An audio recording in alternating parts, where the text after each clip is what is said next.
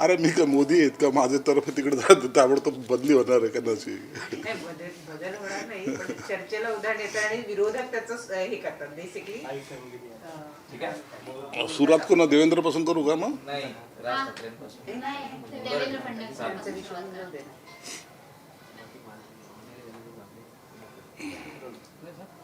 Role? तुझा? Madam.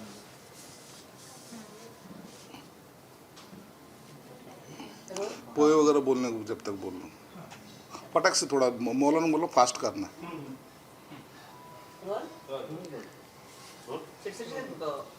देवेंद्रजी तुमचं वक्तव्य, त्यानंतर देवेंद्रजींचं वक्तव्य, ह्या सगळ्यांमुळे कुठेतरी विरोधक जे आहे त्यांच्या समोर चित्र असं निर्माण होतंय की महायुतीमध्ये फूट आहे आणि महायुतीमध्ये मुख्यमंत्री पदासाठीची जी गर्दी आहे ती आता वाढत चाललेली आहे.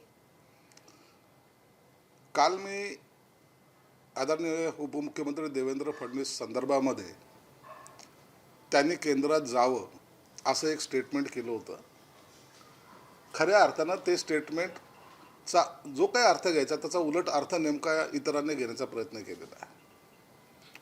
माहितीसह सांगतो की जेव्हा ह्या शिवसेना भाजपची युती झाली किंवा आम्ही केलेला उठाव असेल त्याच्यामध्ये इतरांना कोणाला माहिती आहे की नाही मला माहीत नाही, परंतु प्रमुख भूमिका ही देवेंद्र फडणवीस यांची सुद्धा होती.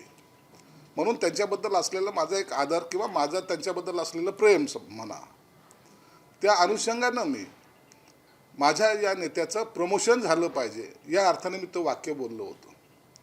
मुख्यमंत्री कोण असावा कोण नसावा, केंद्रात कुणाला घ्यावं कुणाला न घ्यावं हे खालच्या लेवलला तुम्ही आम्ही ठरवणारे कोणी नसतो. हा निर्णय वरिष्ठ नेते घेत असतात. परंतु मी असं बोलल्याबरोबर काही आमच्या सहकार्याने सुद्धा त्याच्यावर कॉमेंट्स केल्या आणि त्यांनी कॉमेंट्स केलं त्याचा मला एवढं वाईट वाटत नाही. परंतु भूमिका जर समजून घेतली नाही, माझं मत जर मी व्यक्त केलं तर त्यात गैर काही नव्हतं. एका आपल्या नेत्याबद्दलचा आदर मी दाखवण्याचा प्रयत्न केला. विरोधकांनी काय भांडवल करायचं तो त्यांचा प्रश्न आहे. परंतु विरोधकांना सुद्धा असं वाटायला लागलं की नाही बघा यांच्या आपसामध्ये काही जमत नाही. असं काही नाही. आम्ही पहिल्या दिवसापासून देवेंद्र फडणवीस असतील एकनाथ शिंदे असतील हे सातत्याने बोलत आलेले आहेत. देवेंद्रजी तर हे सांगितलं की एकनाथ शिंदे साहेबांच्या नेतृत्वामध्ये येणारे लोकसभा आणि विधानसभा लढवणार आहोत. तेच आमचे 24 मुख्यमंत्री आहेत राहणार असं त्यांनी स्पष्ट अनेक वेळेला केलेलं आहे. म्हणून मला वाटतं या अशा गोष्टीवर वाद करण्यात काही अर्थ नाही.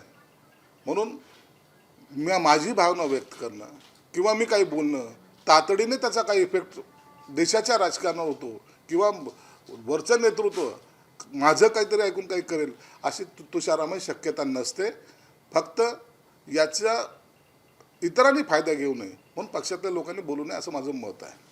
परंतु त्या दिवशी कॉन्क्लेव्हमध्ये जेव्हा बोललं गेलं तर त्यावेळेला फडणवीस असं म्हणाले होते की एकनाथ शिंदेचे मुख्यमंत्री राहतील आणि दादांना 4-6 महिन्यासाठी मुख्यमंत्री कशाला, ते 5 वर्ष मुख्यमंत्री होतील. त्यांच्या या वक्तव्यामुळे कुठेतरी एकनाथ शिंदे आणि त्यांचे जे समर्थक आमदार आहेत ते दुखावले गेले आहेत का? हे बघा 4-5 महिन्यासाठी आधी त्याला कशाला मुख्यमंत्री करायचं असं काही वक्तव्य जर त्यांनी केलं असेल तर ते विचारांती केलेलं वक्तव्य आहे. आधी जेव्हा 24ची निवडणूक होईल त्यावेळेला खऱ्या अर्थानं कोण मुख्यमंत्री असेल कुणाला मुख्यमंत्री बनवायचं हे ठरवणारे नेते मंडळी सर्व वरिष्ठ नेते मंडळी आहेत, ते ठरवतील. आणि म्हणून मला वाटतं की त्याच्यामध्ये आज चर्चा करण्यात काही अर्थ नाही.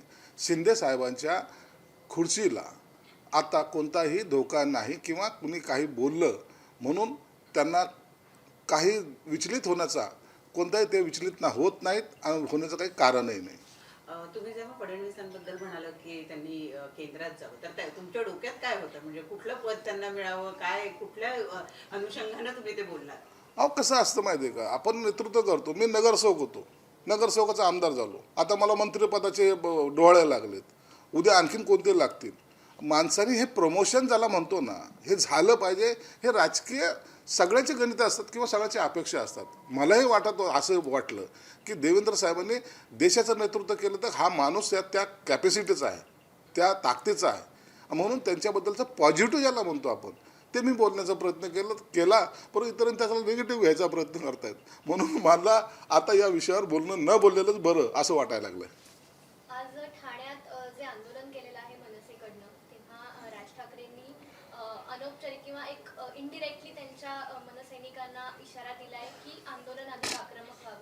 तसंच अविनाश जाधव यांनी सुद्धा मुख्यमंत्र्यांचा उल्लेख केलेला की आधी त्यांनी याचिका दाखल केलेली टोल बंद करायला आणि आता टोल का बंद होत नाही यावर त्यांचा भर होता. कसं बघताय? राजसाहेबांनी जे काही ठाण्यामध्ये जाऊन जे वक्तव्य केलं, राजसाहेबाला अपेक्षित असलेला आक्रमकपणा कदाचित त्यांना तिथं दिसून आला नसावा, म्हणून त्यांनी मनसैनिकांना दिलेले हे कानपिचके आहेत.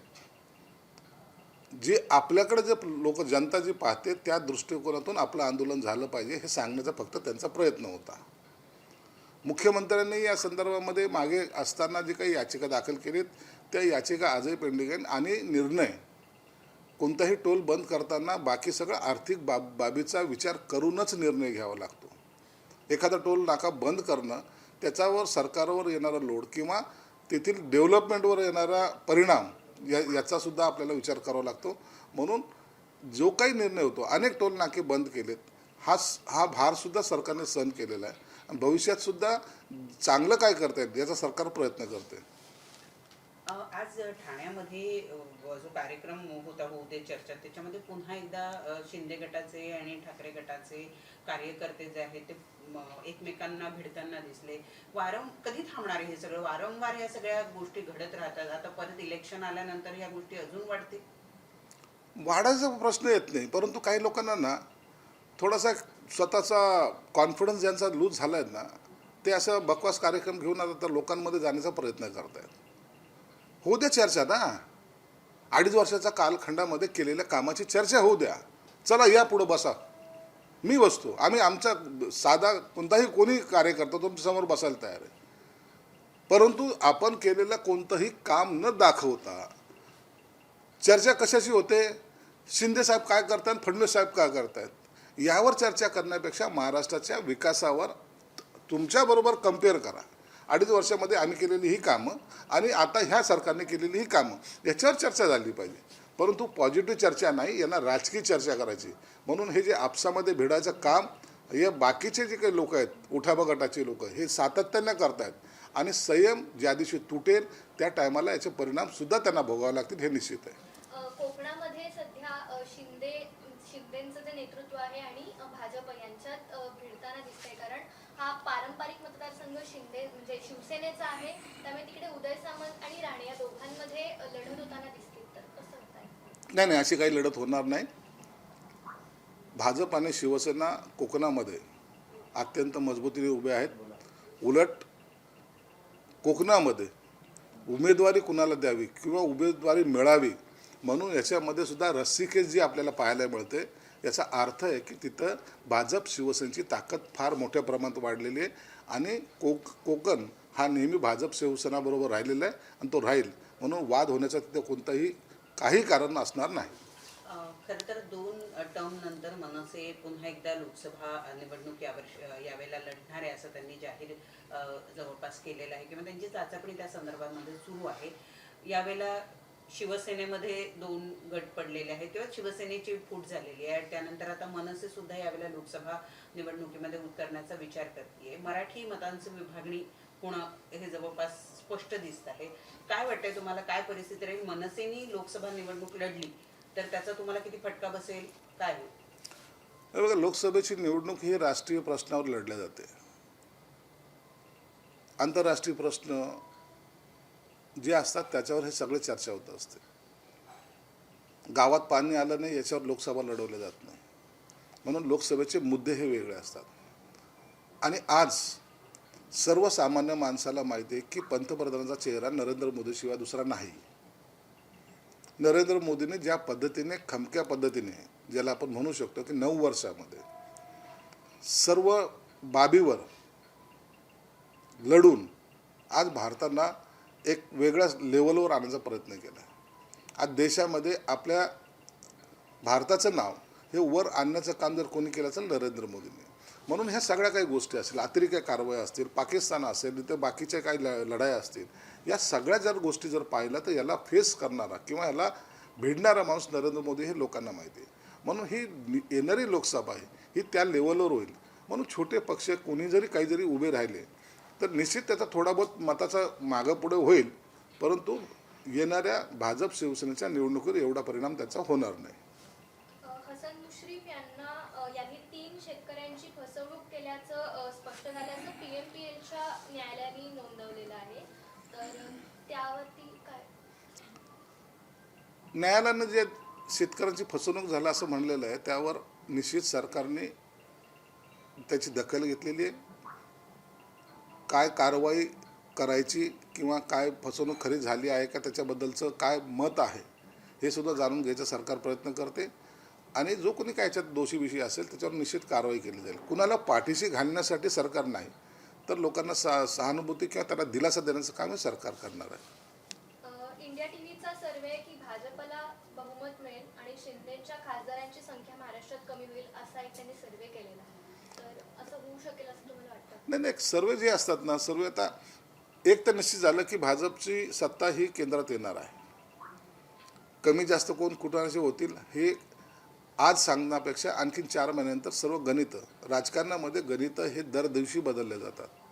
आणि म्हणून आजचा सर्वे, उद्याचा सर्वे, परवाचा सर्वे न पाहता 4 महिन्याच्या नंतर जी काही तयारी होईल त्यावेळेला असलेलं जनमत, त्यावेळेस असलेलं लोकांचा कल याकडे पाहिलं जाईल. मला वाटतं आमच्या जागा कमी होण्याचा काही प्रश्न होणार नाही, उलट जागा कशा वाढतील हा प्रयत्न आमचा असणार आहे. जागा वाटपाच्या संदर्भामध्ये काय आहे सध्या चर्चा केंद्राच्या, कारण आता राष्ट्रवादी पण आलेला आहे, तर जागा वाटपाच्या संदर्भात तुमच्या काही चर्चा चालू आहे कशा पद्धतीनं?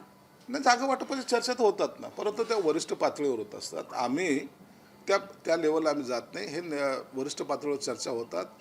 फक्त फॉर्म्युला आम्ही एक ठरवलेला आहे की जी जागा निवडून येईल, मग ती भाजपची असो का शिवसेनेची असो, त्या ठिकाणी कॉम्प्रोमाइज करायचं नाही. ती जागा निवडूनच आली पाहिजे हा चंग आम्ही बांधला असल्यामुळं जे 45+चे जे काही आमचं गणित आहे ते आम्ही सक्सेस करण्याचा प्रयत्न करतो. महाविकास आघाडीच्या जागा वाटपाच्या चर्चा म्हणजे प्राथमिक चर्चांना हळूहळू सुरुवात होते. देशभरता समन्वय समिती सुद्धा नेमली जाते.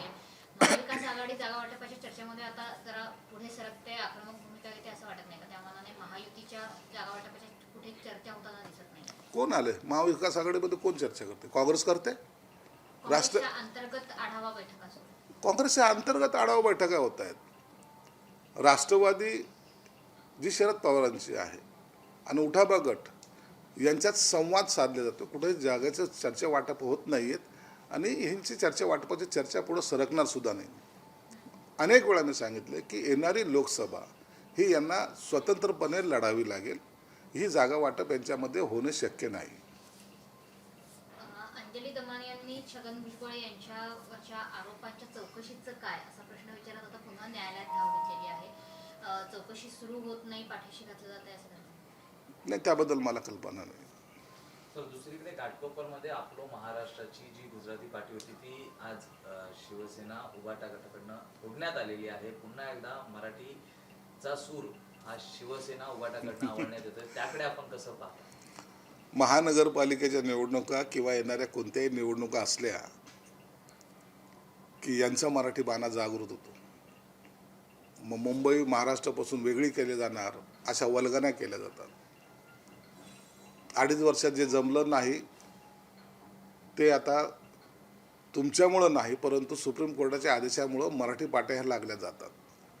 काही लोकांना जो कालावधी दिला आहे तोपर्यंत संधी देणं गरजेचं आहे. परंतु आम्ही आता गुजरात्यांना मारतोय हे दाखवण्याचा जो प्रयत्न करता येते आणि आम्ही आक्रमक आहोत हे जो केविलवाना प्रयत्न त्यांच्याकडून होतोय याला लोक आता बोलणार नाहीत किंवा त्यांच्याकडे पाहणार सुद्धा नाहीत. सगळे गुजराती बांधव असेल, मराठी बांधव असेल, इतर सर्व जाती धर्माचे कोणत्याही जाती धर्माचा असो तो त्यांच्या पाट्या हे बदलणार, तर त्यांना क्रम प्राप्त आहे आणि ते बदलतील. त्यासाठी कुणाच्या अंगावर जाण्याची गरज सुद्धा नाही.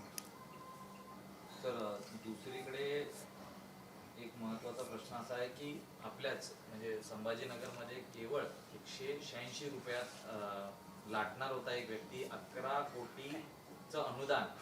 वेळीच ही बाब उघडकीस आलेली आहे. शेतकऱ्यांकडे तब्बल म्हणजे 11,000 एकर जमीन ही समोर आली. म्हणजे कुठेतरी शासनाचा हा गलतनत प्रकार समोर आलेला आहे. याकडे निश्चित त्यात काही जर चूक झाली असेल ना तर ज्याच्याकडून चूक झाली तर त्याला एक शिक्षाही झाली पाहिजे, त्याच्यावर त्याची इन्क्वायरी सगळी झाली पाहिजे. आणि अशा ह्या लूट करणारे किंवा जे काही असे समाजामध्ये फसवणारा एक वर्ग तयार होत चाललेला आहे, त्याला कुठेतरी आता चाप बसला पाहिजे. शिरसाट साहेब, एक शेवटचा प्रश्न की बिहारमध्ये जातीनिहाय जनगणना झाली, आता राजस्थानमध्येही करा अशा पद्धतीची चर्चा होती आहे. महाराष्ट्रामध्ये असं केलं जावं याबद्दल आपली भूमिका काय? निश्चित जाती गणना ही कधी ना कधी करावी लागेल, पण तो कोणत्या वेळेला करायचा हे ठरवणं वरिष्ठ नेत्यांच्या हातात आहे. परंतु एकदा हे कळायलाच पाहिजे.